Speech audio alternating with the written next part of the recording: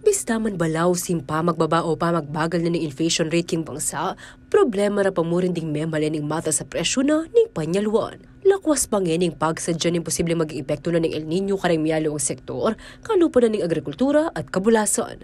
Makanyan mo naman, metong mo naman karang pigaganakan ing supply na ning danom. Inya naman, pakisabi na ning pamuntok na ni Siyudad San Fernando, Pampanga, king karelang water utility provider a City of San Fernando Water District, aalila magtas presyo na ning danom. Magparamdam ko po, king Water District, na sana alita mo makanyan. Sana po po, agyan pong padatanging El Nino, tamo po kakapaltan sanang danom. At karintamo po mag-prepare. Samantala, pasyag na naman ni General Manager na ng CSFWD, ila mismo lilimitahan da impamagtas na ning karelang presyo. Pag maragal mo even for the last 10 years, 7 years ago, that was the 8 years ago, pwedeng tauli may pamagtas kanite.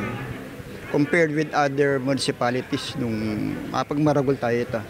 Kami, angkat agyumi, Indiyang rugong sakto kami mong malalabas, alitaya po tatas in danom. Kaya sometimes talagang magtas na kami. Hopefully, I understand na kami rin kaya katamong kabalin, kailangan taya mo talaga. Inyang milabasa nga duwang banwa, atin kanong approved a 25% na increase o nang meg decision niya in board at management, a 15% mo ing ma-implement. Makanyan pa man, makahold dya kanong iniyang alira akakiting development agagawanda para king syudad. Kimpis sabi namang supply na ng danom, atin pa naman kanong sapat a groundwater. Pero God's blessings, alita naman manamdaman. Because in groundwater tamo naman as of now is enough here. Ito mo pin how you deliver it kayong system. We still have enough, although we are very much aware na in few years time mag-drop na kasi tremendously in level ng water. So I think about 1 meter a year or more than that na. So mo yung medyo critical. Kaya mag-shift mo nung makanatang manikwang alternative source through groundwater or surface water. Itang recycling, makanyan. So dakal po.